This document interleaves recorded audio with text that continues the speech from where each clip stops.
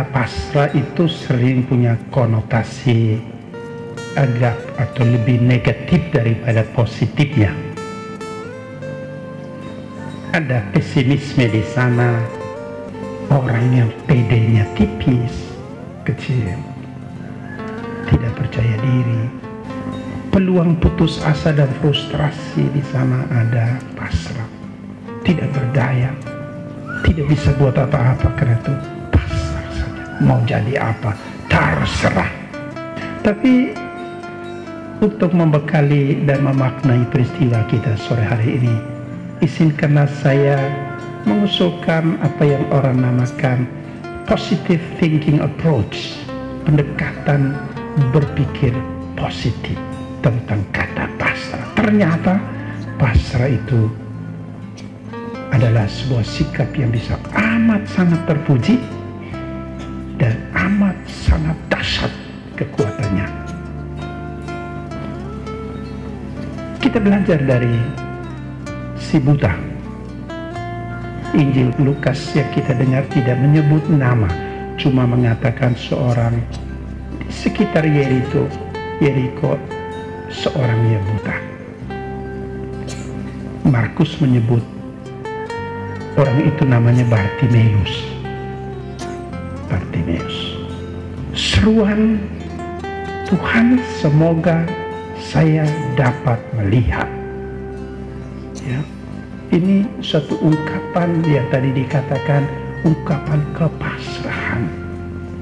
Tapi ketika itu keluar dari seorang Bartimeus, maka dia tidak berkonotasi negatif, tidak mengungkapkan pesimisme atau kurang pede. Sebaliknya, itu adalah ungkapan yang berdampak dahsyat, yaitu tanggapan Tuhan melalui Yesus, si putra Daud itu. Seruan itu adalah ungkapan iman dari seorang Bartimeus yang sesungguhnya tidak kenal banyak tentang siapa itu Yesus. Buktinya, ketika dia berseru, dia menyerukan putra Daud. Itu seruan yang mengungkapkan menurut ahli kitab suci itu ungkapan yang sedikit sekali kadar imannya,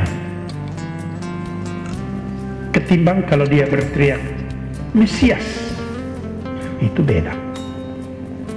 Putra Daud itu berarti dia seperti orang Yahudi pada umumnya mengharapkan seseorang yang dari keturunan Daud nanti akan mendatangkan kesejahteraan lahiriah duniawi untuk orang-orang Yahudi.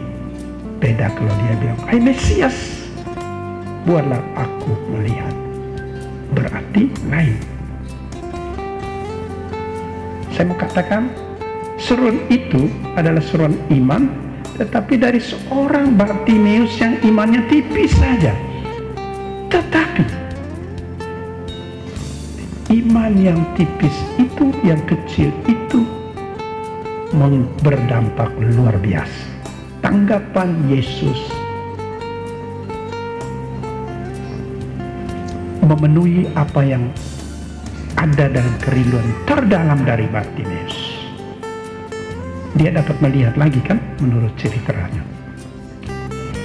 Baik, saudara-saudari terkasih, kepasrahan kepada Tuhan pada hemat saya adalah sikap iman yang memungkinkan peristiwa yang kita alami sore hari ini. Tanpa itu menurut saya kita tidak ada di sini. Tanpa kepasrahan iman anak-anak yang tidak berdaya itu atau kurang beruntung itu, ya, tidak tahu mereka menjadi apa. Mereka itu seperti Bartimeus yang tidak menyadari banyak apa itu iman, apa itu agama, apa itu macam-macam itu. Tapi toh ketika mereka disapa oleh para bruder, para suster Alma, mereka menyambut. Itu dampak yang dahsyat dari sikap iman, sekalipun kecil seperti biji sesawi, tapi bisa mendatangkan keselamatan yang sedang anak-anak kita ini alami. yang secara konkret nanti akan mereka alami di rumah bina ini, yang kita namakan biasanya panti asuhan. Tanpa sikap pasrah dalam iman, seperti tadi saya katakan, tidak akan ada putra-putri manusia yang merelakan diri demi orang lain. Bodoh amat, brother. Menjadi bapak rumah tangga, menjadi pengusaha, menjadi pegawai negeri itu jauh lebih menarik daripada memberi diri untuk pekerjaan yang aneh ini. Mengumpulkan anak-anak itu, ya, dan atas nama Tuhan menyapa mereka, merangkum mereka, memanusiakan mereka. Itu hanya karena ada kepasrahan iman. Hanya karena pasrah iman ini, maka rumah yang megah ini hadir di sini. Saya sangka orang-orang yang tersentuh hatinya, para dermawan, donatur, yang memberi sebagian daripada rezeki mereka. Tanpa iman tidak mungkin ada ya kerelaan untuk memberi dari rezeki itu. Baik, kita bisa melihat yang lebih lanjut. Apa dampak dasar daripada iman sekecil biji sesawi yang mewarnai sikap pasrah kita manusia? Maka seruhan Tuhan semoga saya dapat melihat, kiranya tidak hanya untuk anak-anak ini saja, karena kebetulan mereka kurang beruntung. Karena itu mereka lah orang-orang yang paling berpeluang untuk menyerukan kata-kata itu. Mohon belas kasih dengan sikap pasrah dalam iman, menantikan jamahan Putra Daud, Yesus Mesias. Tapi kita semua juga pantas untuk dari waktu ke waktu berseru, Tuhan semoga saya dapat melihat. Bagi orang yang berkelebihan, orang yang sudah senang dan bahagia, memiliki segala sesuatu, mereka itu pantas untuk berseru, Tuhan semoga aku dapat melihat, supaya saya melihat orang lain, ternyata ada orang yang membutuhkan. Saya bukan seorang diri. No man is an island. Tidak ada satu orang yang hidup kayak pulau, tidak ada kaitan dengan orang lain. Ada orang yang menderita, ada orang yang membutuhkan, ada orang yang benar-benar tidak berdaya. Katakan seperti anak-anak ini. Maka membutuhkan orang-orang yang bisa dicelikan matanya oleh Tuhan, supaya dia bisa melihat ada orang yang membutuhkan. Baik, Bapak Ibu Saudara-saudari, mudah-mudahan pikiran-pikiran kecil ini mengajak kita untuk memaknai peristiwa sore hari ini bukan hanya sekedar suatu peristiwa protokoler karena memang rumah ini sudah selesai. Biasanya kita orang Indonesia suka sekali bikin hal-hal seperti itu, ya, buat peresmian segala macam. Oke lah, baik. Tapi mari kita melihat ada apa di balik itu. Ada apa dari pengalaman dan apa yang kita alami pada sore hari ini. Kita semua adalah putra-putri Allah yang mata kita membutuhkan dicelikan oleh Allah, dibuka oleh Allah, supaya tidak hanya melihat diri kita sendiri baik dalam penderitaan seperti anak-anak ini. Andaikan mereka tidak terbuka dalam iman, tidak ada orang yang bisa menyapa dan merangkul mereka.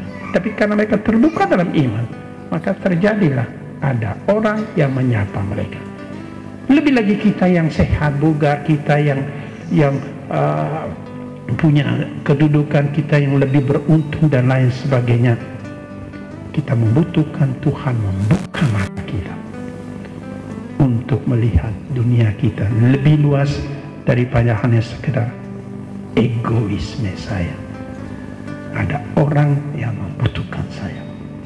Tuhan membutuhkan saya untuk menjadi mata bagi orang yang membutuhkan, menjadi hati bagi orang dan menjadi kaki dan tangan yang merangkul mereka yang membutuhkan. Kita berdoa secara khusus untuk karya besar yang terjadi di rumah ini dan sekitarnya. Kita berdoa untuk anak-anak, jutaan anak-anak manusia yang membutuhkan sapaan dan jamahan kita. Mari kita melanjutkan karya penebusan Yesus dengan sebuah optimisme iman bahwa Tuhan membutuhkan kita, dan karena Dia membutuhkan maka kita pun mampu menjadi penebus, penyelamat bagi satu sama lain. Tuhan memberkati.